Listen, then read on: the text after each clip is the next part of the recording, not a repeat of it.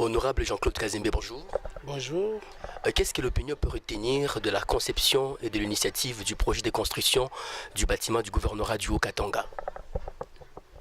Sans regarder à gauche, à droite, sans regarder s'il y avait moyen ou pas, je me suis lancé dans cette aventure et j'ai dit, je crois que tout le monde avait suivi, dès le premier jour de la remise et reprise avec le commissaire spécial Félicien Lukunga, que je salue en passant, j'ai dit à la population que nous allions construire un nouveau gouvernorat de la province du Haut-Katanga, comme on n'en a jamais vu depuis que notre pays est indépendant.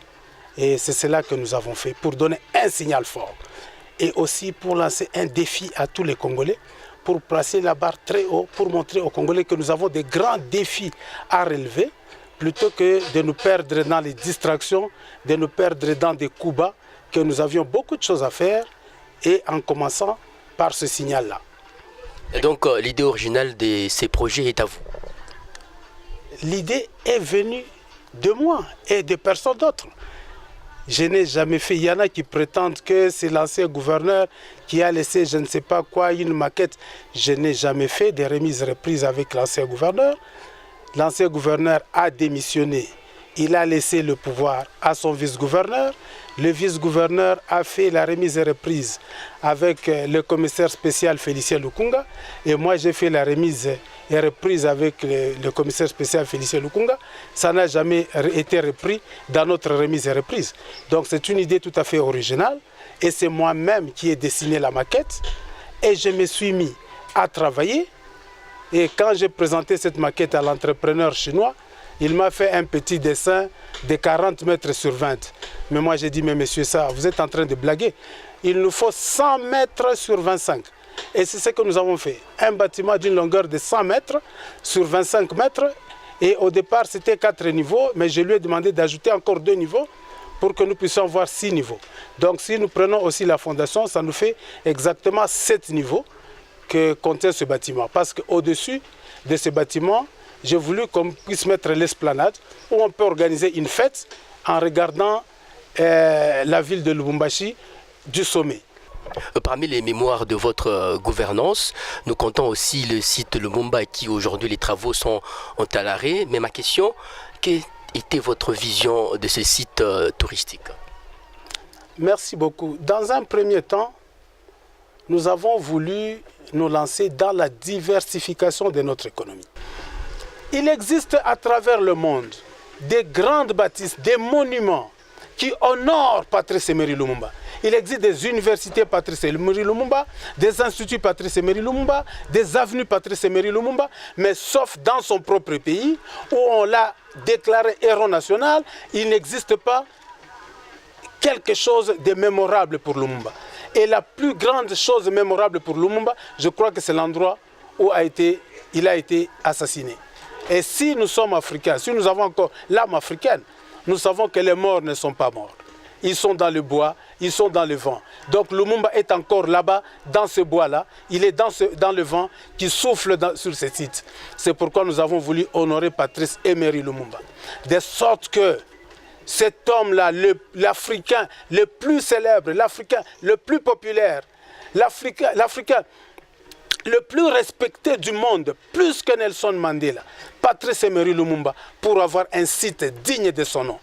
Et autour de lui, nous avons voulu mettre des grandes personnalités de par le monde, telles que Abraham Lincoln, telles que Mahatma Gandhi, telles que et d'autres Africains. On a voulu les mettre tout autour afin d'inscrire le nom de Lumumba parmi les grands de ce monde, les grands penseurs, les grands patriotes de ce monde. Donc c'était ça. Et en dehors de ça, on a voulu aussi mettre en exergue la source du fleuve Congo. Nous avons déjà commencé à faire cette route-là. Nous avons la source du fleuve Congo est dans notre province. Et les gens ne le savent pas. Pourquoi ne pas créer une cité autour de la source du fleuve Congo? Cette source du fleuve Congo qui arrose tout le pays, qui est l'épine dorsale, qui relie le Congo entier. Nous avons voulu aussi mettre en évidence la plus haute chute de l'Afrique, la Lofoy, qui est dans notre province. Voilà pourquoi nous avons voulu sortir de la distraction des mines pour diversifier l'économie en mettant l'accent sur le tourisme, en mettant l'accent sur l'agriculture. Nous apprenons que votre gouvernance a entraîné des conflits fonciers. Après, nous parlons de la construction du terminal à l'entrée de la ville. On apprend que cette concession appartenait à un privé et que vous aviez décidé de lui octroyer l'espace derrière le bâtiment du 30 juin. Vous le croyez ou est-ce que c'est ça la vérité? Lorsque moi j'arrive comme gouverneur, je savais que ça c'était une concession de l'État. J'ai dit comme nous n'avons pas une gare routière où les véhicules venant de Tanzanie, venant des Zambie pouvaient arriver et prendre les gens, alors on va transformer cela en gare routière. Et c'est à ce moment-là que j'apprendrai que non, cette concession venait d'être vendue quelques mois avant. Et immédiatement, un mois après, on a donné un titre de propriété à ces Libanais. Moi, j'ai dit non, ça ne peut pas se faire. J'ai interpellé le maire, Sangouza, pour lui demander des explications. Qu'est-ce qui s'est passé entre-temps? Parce que le maire Kasseba avait récupéré. Qu'est-ce qui s'est passé entre-temps? Comment cette concession est passée entre les mains d'un expatrié? Il n'a pas su nous expliquer. Il a dit que c'était des ordres qui venaient du gouvernorat. Alors on a cassé cela. On a demandé au maire de casser cet ordre-là, qui était manifestement illégal, manifestement une expropriation d'un patrimoine de l'État. Et le maire Sangouza a exproprié et nous avons commencé à construire une gare routière.